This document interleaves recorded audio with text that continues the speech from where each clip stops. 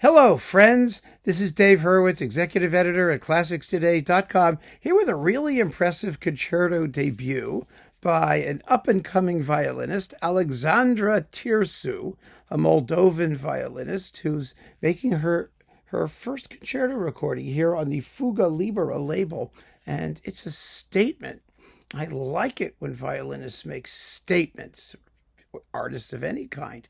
It features two fabulous 20th century concerti, the Shostakovich First Violin Concerto, which has been recorded 1 trillion times, and the Hindemith Violin Concerto, which was recorded much less than 1 trillion times and is a marvelous work. It's always great to hear a new recording of it that's this good, if it's this good.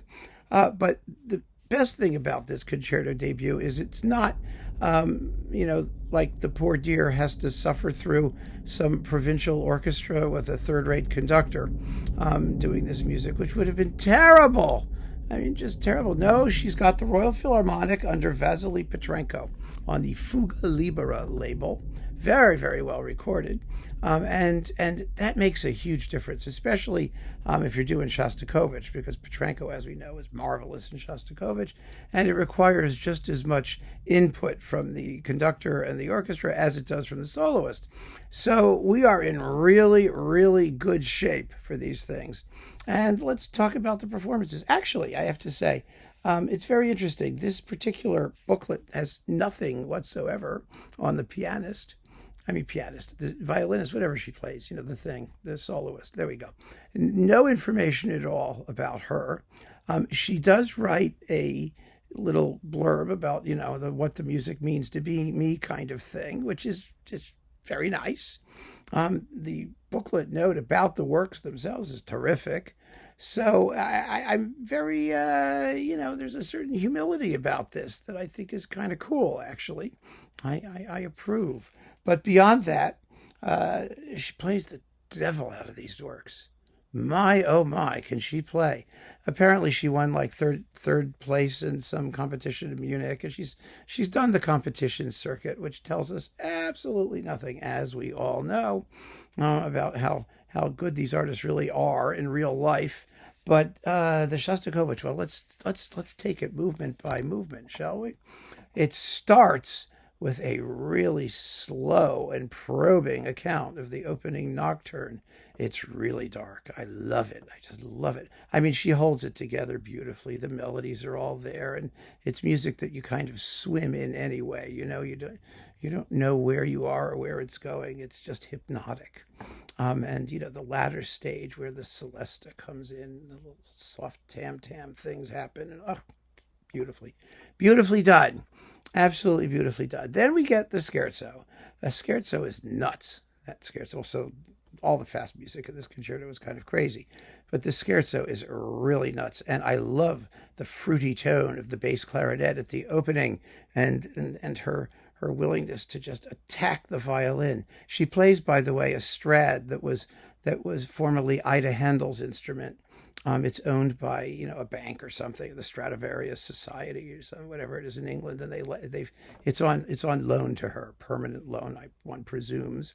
I could you just see them like walking out in the middle of a concerto or something and saying, "We want our Strad back," boom, taking it away. And anyway, I don't know how that works, but she's got a nice instrument,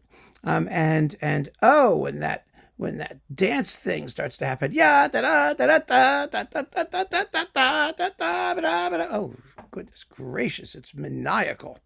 Then you've got the Passacaglia, which is just the most noble and beautiful thing, one of the most majestic and glorious things Shostakovich ever wrote, and it's given a very grave and serious performance.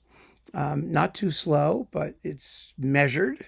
The cadenza is a knockout. She just digs into it, and it gets crazier and crazier until the finale erupts like evil Chucky or something popping out. And oh gosh, it's just crazy.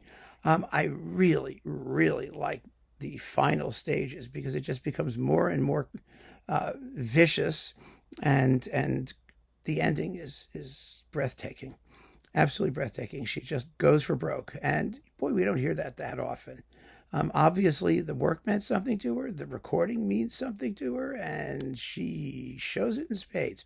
It's a little bit difficult to be that demonstrative in the Hindemith Concerto. I mean, the Hindemith Concerto is emotionally cooler. Hindemith was not one of those let it all hang out kind of guys. We all know that, but he also wasn't, just coldly cerebral. I mean, he could be, but he wasn't.